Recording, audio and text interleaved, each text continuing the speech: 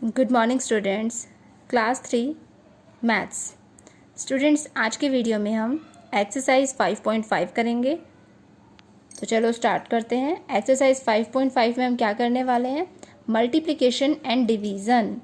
You should know the division is the opposite of multiplication. आपको ये पता होना चाहिए कि जो डिवीज़न होता है वो मल्टीप्लिकेशन का अपोजिट होता है। You can use your knowledge of multiplication to divide as they both belong to one family. ये दोनों एक ही फैमिली से हैं और दोनों में रिलेशन है। तो देखो पता करते हैं। फर्स्ट देखो, नीचे आपको 2 मल्टीप्लिकेशन फैक्ट्स लिख के दिए गए हैं और दूसरी साइड 2 डिवीज़न फैक्ट्स लिखे हैं।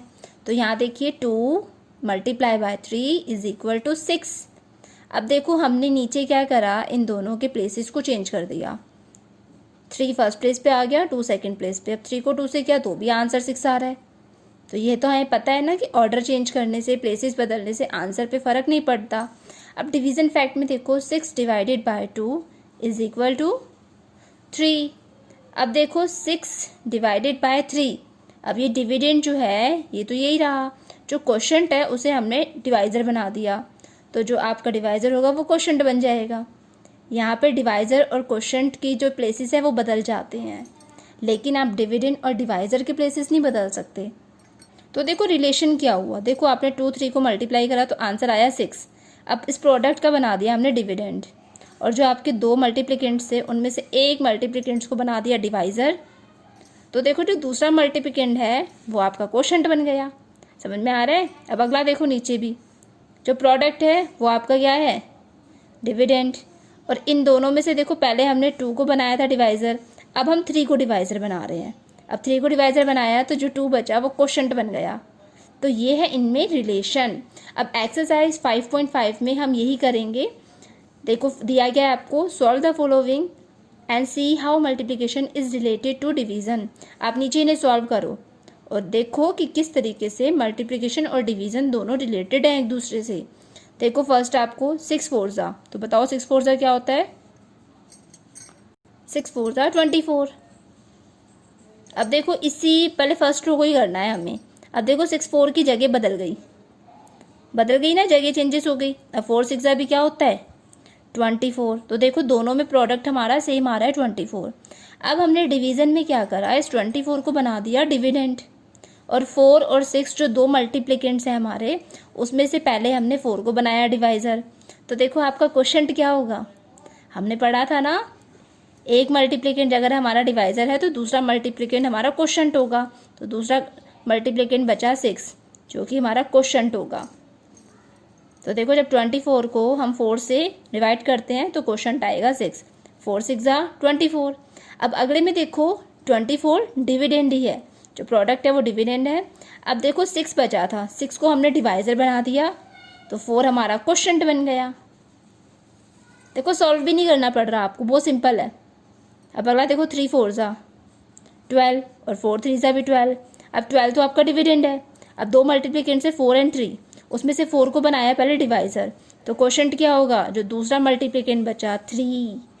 12 divided by 4 is equal to 3। अब अगले में देखो जो 3 था वो डिवाइज़र बन गया, तो आपका मल्टीप्लिकेंट होगा 4।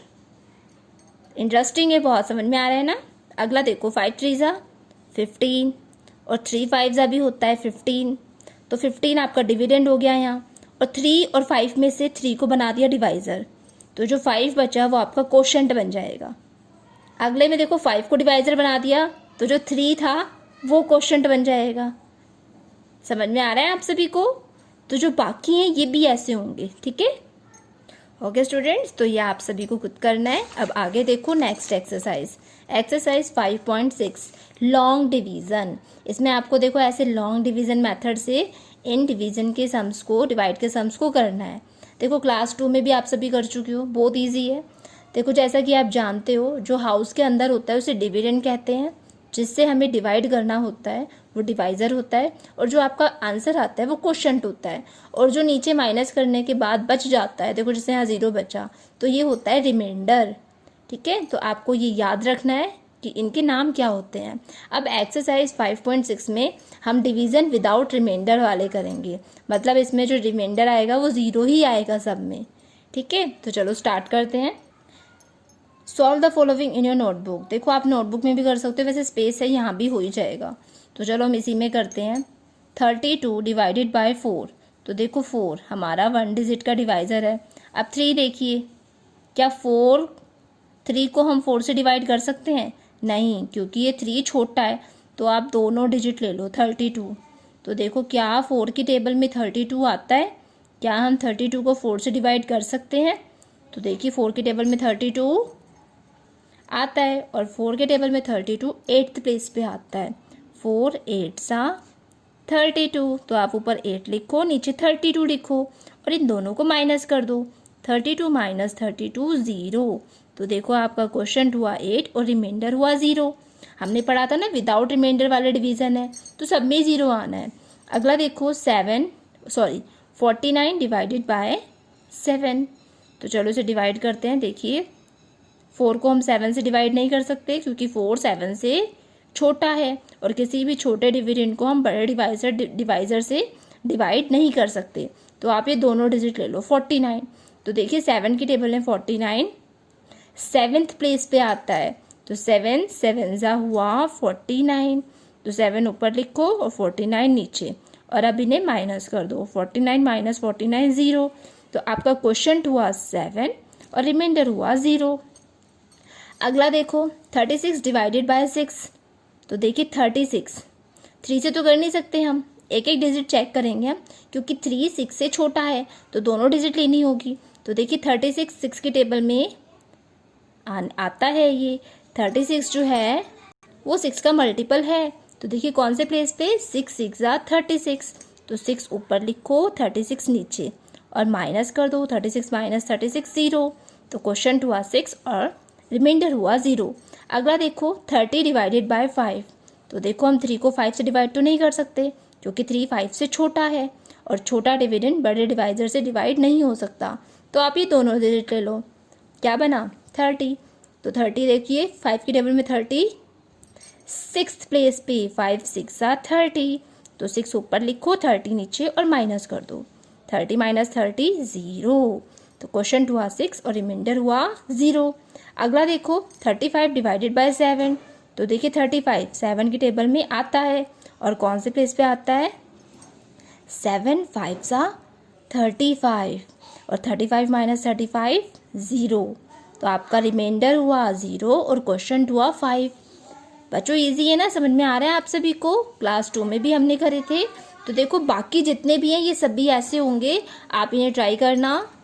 ओके स्टूडेंट्स, तो देखो ये नीचे वाले नेक्स्ट पेज पे भी आपको ऊपर सम्स दिए गए हैं। इन सम्स को आप खुद ट्राई करोगे। क्लियर है? तो देखो बेटा इन सम्स को करने के लिए आपने नोटिस किया होगा कि हमें टेबल का आना बहुत ज़रूरी है।